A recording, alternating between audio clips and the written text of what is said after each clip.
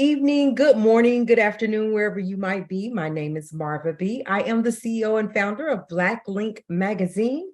We are a national publication and we are everywhere. So we are so excited about what we're doing over here at Black Link Magazine, and so excited for our guest, Miss Fi'ona. Fi'ona, welcome to Black Link Magazine. Thank you so much for having me. Absolutely. Well, thank you for saying yes to this interview. We're excited to have you and to learn more about what you do. Like, you got it going on. So let's talk about that. A lot of times it's so hard for people to talk about themselves and what they're doing, but this is the platform. Like, let's get you out here and let's talk about what you do. And I want to start out, if you would just go ahead and formally introduce yourself to my audience, let them know who you are and what you do. Hello, everyone. Thank you so much for tuning in. My name is Fi'ona Mesha. I am a singer, songwriter, engineer, and just lover of music. Yes, so welcome. I want to talk about, at an early age, when did you know that you could sing? Because I say that because something you did at 5 years old that we'll talk about. But at what age? Was it 5 years old or was it before 5 that you really knew that you had this voice? So I think I realized it a couple years after. My entire family sings, my mom, my dad. So I was just naturally introduced to it. It wasn't until I was around others that I realized I thought everyone was singing at the same level. I thought everyone was doing the same thing. I thought everybody had the same love and desire as a child. And it wasn't until, I was in middle school, still singing, that I realized, like, man, I think I am a little different because everyone does not do the same thing. But I've always loved singing, and I've been singing since I can remember speaking. So Wow. Yeah. So I've listened to a few of your songs. I'm just blown away. Like, it's so relevant. You got a voice, you got it going on, and which is the reason for the successes that you have had. So at 5 years old, you were the first 5-year-old, right, to sing at the University of Ohio, Iowa, right? Their gospel choir. Tell me how, if you remember, that was at 5, how that happened. How'd you get connected to that? So my parents, they met, and my mom, she originally went to Howard University. She was close to finishing her bachelor's degree. She wasn't able to finish. And she met my dad, and he helped her with finishing her bachelor's. She actually attended University of Iowa because he was also going there for law school. And she was a part of the gospel choir. I used to come to rehearsals with her. I was, just there, just singing, learning the songs. And I don't know whose idea it was, but they threw me on and they gave me a solo, and I would sing with the choir a song, "How Big Is God?" And I would sing it and perform it in front of thousands of people. And at the time, I didn't even realize that it was a big deal. I didn't realize that was going to be my start, but yeah, it started from my mom and my dad. Right. So music is in your family. Yes. Did you know? Because like some people, they're musically inclined, but music just wasn't what they were going to do. Did you know that you were going to make this your career?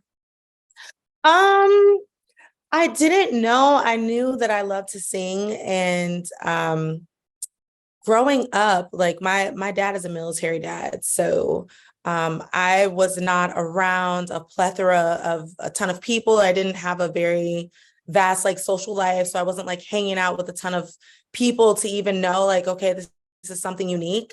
I actually grew up listening to grow up listening to Britney Spears, and my dad came in one day on the low and he's like, "Here's some Toni Braxton." That was when it was a tape, and he was like, I hear you singing and listen to this. I'm gonna give you something different. Yeah. My parents were really, really strict. So I was only allowed to listen to certain types of music anyways. I had no idea that this would be a career. I just, it's just something I love to do. Yeah. Yeah. Awesome. So then eventually you got into this girl group, right? Called Charm. Hmm. Right. Let's talk about how that group accumulated, how you got connected, and how was that experience? I love the experience. It helped shape me into the person that I am today. Originally my cousin, his name was Big Joe. He's no longer living anymore. Rest in peace, Joe. In middle school, he was like, "Hey, come with me to the studio." He was a bass player for Anita Baker. Oh, And he took me under his wing. And at the time, I was really insecure about singing myself, even though I had been singing venues and everything already. So I was like, because I want to have a group. So we formed a group and we named the group Charm. It was three of us, but the other two girls, they weren't as serious. They were kind of, shy, nervous. We took us to the studio. I got a feel for it, like I said, throughout middle school. High school, my dad actually did not want me to go to a performing arts school. I went to Detroit School of Performing Arts. mhm. Um, I auditioned to get into the school. And then shortly after, there was an audition to be a part of Live the Music Group, which was a big label at the time. So Right. I auditioned. I got into the group where I convinced everyone, hey, let's call it Charm, because I'm like, okay, I started this other group, let's get in this other group. And this time it was five girls, and it was an amazing experience. That was my first Wow. time learning what it was like in the industry, working out and practicing for countless hours and image and all of that.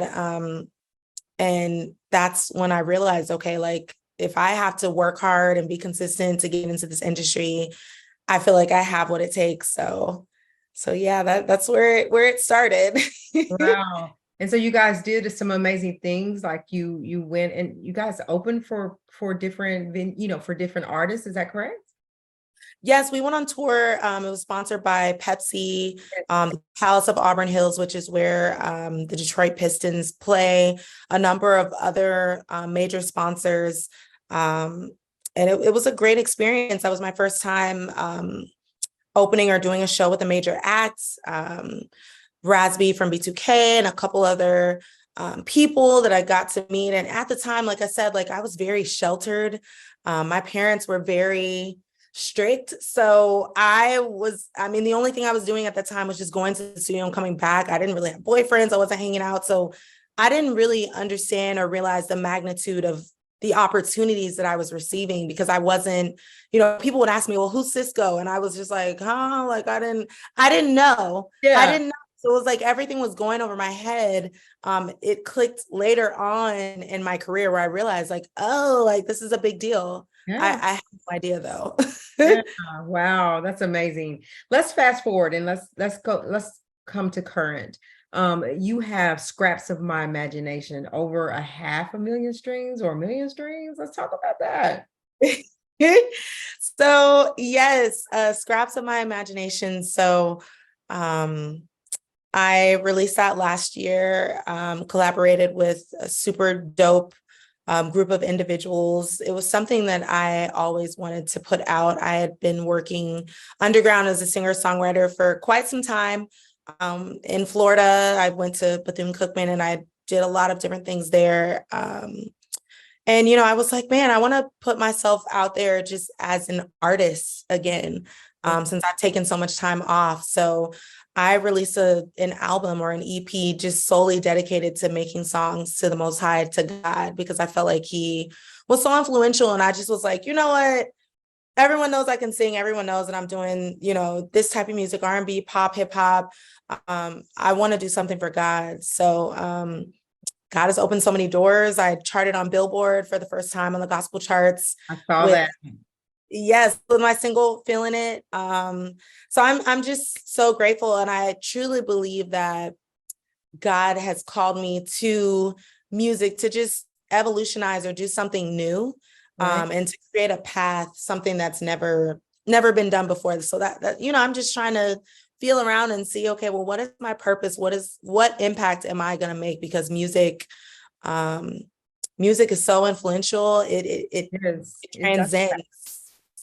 That's a fact. Yes. And on top of that, you've been on the ballot for the Grammys twice. That's a big deal. Like, congratulations on that. Thank you so much. Yeah, so you just keep trying because it's bound to happen. But just being on the ballot, like that's crazy. That's good for you. So congratulations. Thank you so much. Who inspires you the most? Whether it's, in your music career, whether it's just life, period. I obviously you give praise to God and He's first in everything that I do that, and it sounds like for you too, but who inspires you to be your best or to do the very best you can? Um, my parents, everything that they do is in excellence. I have four brothers, I have one sister. Um, my father, he's a big part of my life. They've always supported me. My grandmother, who's no longer living, despite all the different groups, the different things I've been signed to, the individual accomplishments, from college to middle school to everything. Everyone in my life has always just been a supporter, and they've always motivated me, even when I didn't believe in myself. And I think what motivates me is being able to create a path for other people that are like me, other people that may not feel like they're good enough, or may feel as though they're discouraged or going through this, or they're not talking about this, so it's not going to happen. I'm here rooting for just the average Joe, and I don't want to say the average Joe because no one is average, but everything is just so fantasized and exaggerated today. I don't, growing up, I loved Whitney Houston. I loved Toni Braxton. I loved their voices. But as far as the things that inspire me, it's just the people that I meet on the daily, the people that believe in me, the people that share their testimonies. Just that's what truly inspires me. And I just want to inspire other people. I don't want to, it's easy to just have a gift. But I want to be able to use my gift and inspire and help others. And I think that's why I have this platform. That is so amazing. Bless you. Bless you. Well, let's go back to Scraps of My Imagination. What inspired you? What prompted that? What is it about? What message were you sending out, or did you want your fans to take away? Scraps of My Imagination. I wanted something that was just raw. I was going through a very difficult time just as a woman, as a person. Majority of my family, they live in Michigan. I live here in Atlanta. And I felt that despite the different accomplishments and the different things that I've had in my career, I've had a lot of low points. I've had a lot of people who have not believed in me, people who have done me wrong, just different things. And I just wanted to just be honest with how I felt, just giving glory to God for the things that He's done, talking about losing your way and trying to, refine yourself, being depressed and finding a way to pick yourself back up. So just things that I was just honestly feeling and that I wanted to express. And I really couldn't think of anything else that encompass that more than just, okay, well, these are things that are floating in my mind. These are scraps or pieces of, because emotions and things change. So I don't want those things to always resonate with me, but just something that I felt like other people would be able to understand and feel that I was feeling. Yeah, that's good. This music business, the audience and the fans, only see the finished product. They don't see the behind the scenes things that go on to get to the finished product. So when you go through those ups and downs in this business, what is your best advice that you're giving to someone that wants to be in this business when you take everything into consideration? I'm talking about from the beginning to the finished product. What advice are you giving to people that may want to get into this business? I would say if you really want to get into this business, do it because you're passionate and because you love it. Know that you will experience many losses, loss after loss after loss, until you get that win. Just because you get a win, that does not equal success, that does not equal happiness. You have to be able to center yourself. This business, just like anything else, can be very trying. And you have to be a strong person. At times you have to be aggressive. Stand firm in the person you are, your morals and your values, and things will work out for you. And like I said, everyone does not make it. I'm not the creator, so I don't know, to say how far or how, I do not know what the future holds. I know that just consistency is key. But if you love what you truly do, then you will have enjoyment along the way. Just enjoy the journey. Don't worry about what has or hasn't happened or compare yourself to the next person. Be at peace with enjoying what you're doing. Good. That's real good. That's good stuff. What can we expect from you, say the next couple years, the next 6 months? I don't know. What's coming up for you? So like I said, I'm so blessed. I'm so privileged. I have a performance that I'll be doing at Quality Control for a release of a major edition of their magazine that they're doing for the 50th year of hip hop. That will be in November. So I'm very excited for that. I will be on a soundtrack that will be aired on BET, which I don't want to release the name yet. Okay. But it was written and done by Sean Penn of The Exclusives, multi-platinum writing songwriter. So those are a couple of things. I'm releasing a single next month, and an EP as well. So I'm hoping even bigger and better things. I'm just so grateful and just so appreciative that people are following my journey and they want to, support and hear more. Yeah. So you also have some sync placements on Amazon Prime. Is that correct? Yes. Yeah. Can you talk about that or no? Yes.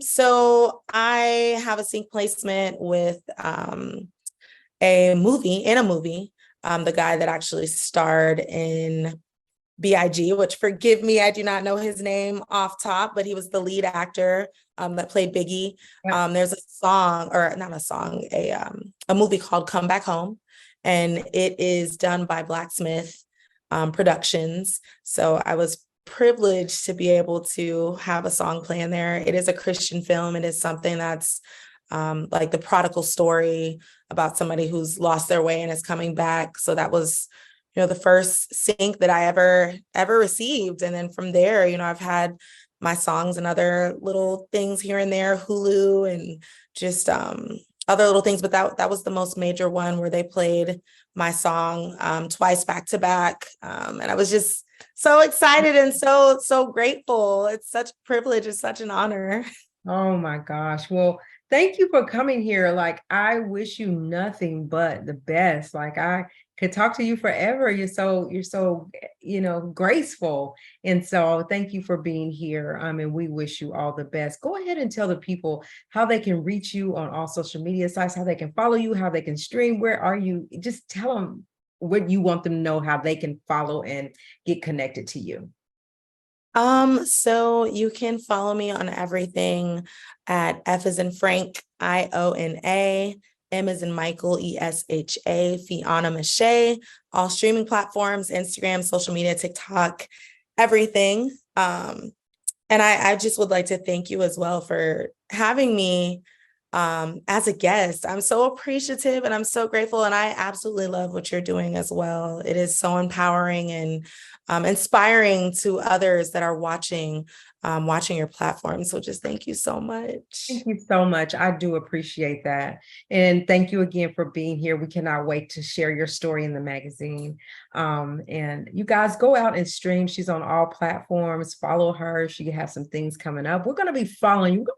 I'm gonna keep my good eye on you. I want to see how it turns out for you. We're excited for you. So you guys, we're gonna go for now, but remember, respect yourself, respect each other. God bless.